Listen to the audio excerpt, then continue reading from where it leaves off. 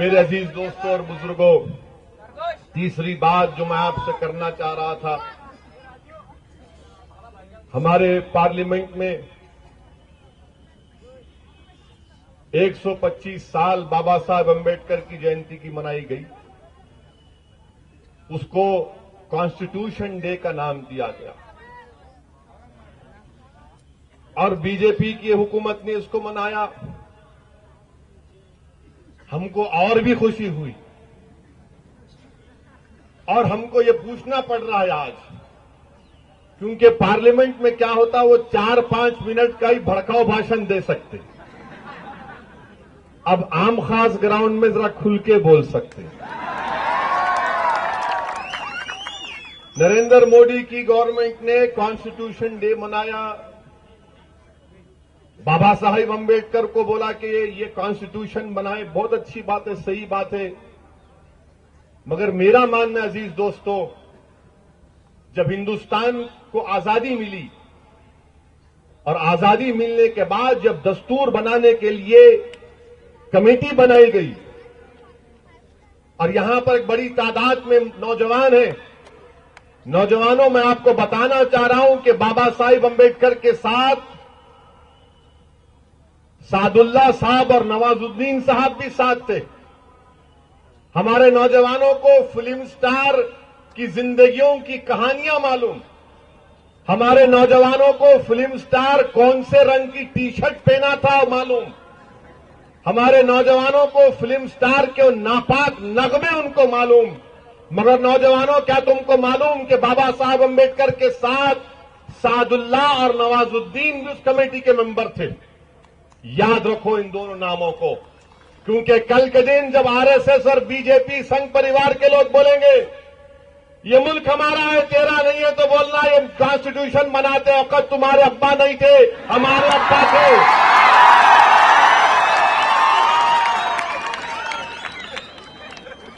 जब कॉन्स्टिट्यूशन बन रहा था तो हमारे अब्बा बैठे थे वहां पर बाबा साहिब के साथ, आपके मम्मी डैडी नहीं थे वहां पर।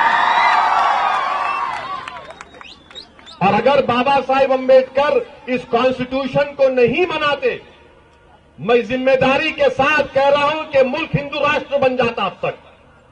अगर ये मुल्क हिंदू राष्ट्र अब तक नहीं बना तो उसमें बहुत बड़ा रोल बाबा साहिब अम्बेडकर का है कि उन्होंने देख लिया था कि हिंदुस्तान का कॉन्स्टिट्यूशन को इस तरह से बनाना पड़ेगा, तभी जाकर ये मुल्क में दलित, आदिवासी, मुसलमान, ईसाई, कमजोर तबकात को उनका जायज मुकाम मिल सकता है। ये बात आपको याद रखना पड़ेगा। और क्या कहा था अम्बेडकर ने, जब दस्तूर बन रहा था तो अम्बेडकर ने कहा था कि मजहब में, किसी भी मजहब में भक्ति यानी मोहब्बत या पूजा जो होती है वो इंसान की रूह को जन्नत में लेकर जा सकती है, मगर सियासत में अगर किसी सियासी लीडर की आप भक्ति करेंगे तो मुल्क डिक्टेटरशिप की तरफ चला जाएगा। तो मैं पूछना चाह रहा हूं संघ परिवार के तमाम, शिवसेना, बीजेपी, ये कांग्रेस पार्टी की तरफ से, इनके पास क्या ओनली वन मैन, एक ही आदमी इनके पास, इसकी पूजा करते। इनके पास, उनके पास क्या है, एक ही आदमी को मानते, बीजेपी, शिवसेना, कांग्रेस, ओनली वन। अंबेडकर ने क्या कहा, नहीं, सियासत में भक्ति डिक्टेटरशिप की तरफ जाएगी, माशरा खत्म होकर रह जाएगा।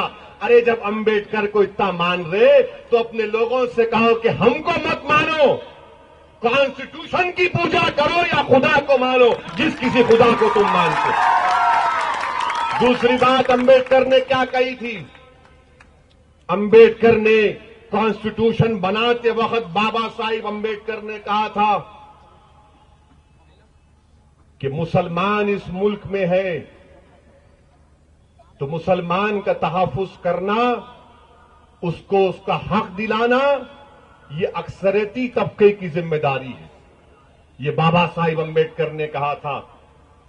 बाबा साहिब अम्बेडकर ने कहा था कि आज मुसलमान तुम पर भरोसा कर रहा है, तुम इनका जायज मुकाम देना, इनसे नाइंसाफी नहीं करना, आज अंबेडकर का नाम लेकर जिंदगी गुजारने वालों, अंबेडकर का नाम लेकर अपने पुराने पापों को धोने वालों, अंबेडकर का नाम लेकर गुजरात के कत्लो गारतगिरी को भुलाने वालों, अंबेडकर का नाम लेकर बंबई के फसादात को बुलाने वालों, अंबेडकर का नाम लेकर बाबरी मस्जिद की शहादत को बुलाने वालों, बताओ तुमने मुसलमानों से इंसाफ किया है नहीं क्या? हमको बताओ।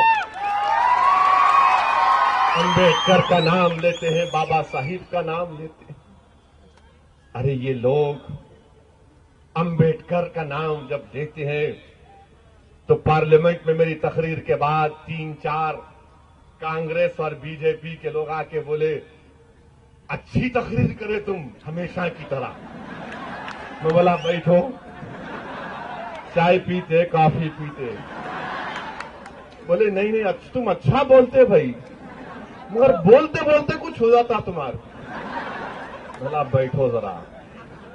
मिला एक बात मेरे को बताओ, तुम दोनों से पूछ रहा हूं मैं, अंबेडकर तुम्हारा हीरो है? बोले अरे बाबा साहिब हमारा हीरो है। मिला अच्छा है। किसी ने कहा हमने ऐसा किया, मैंने कहा ठीक है। मिला एक मेरे को बात बताओ, कांग्रेस के एमपी बैठे थे, मिला आपने 2 इलेक्शन अंबेडकर को हराया, जब आपको शर्म नहीं आई? 2 इलेक्शन अंबेडकर को हराए।